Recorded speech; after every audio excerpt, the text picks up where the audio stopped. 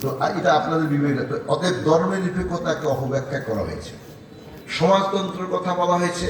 সমাজে বৈষম্য, অনাচার, অবিচার, সমাজের তন্ত্র। আমি তো নিজেও আলমার্ক্সের অর্থনীতির থিওরি বহু পড়েছি।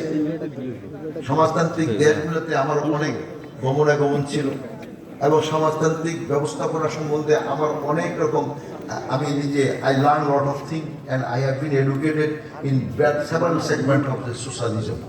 কিন্তু সমাজতন্ত্র তো এখানে এমন কোনো কথা বলা হয়নি যে সেখানে আপনার কিছু থাকবে না, সব রাষ্ট্রের থাকবে।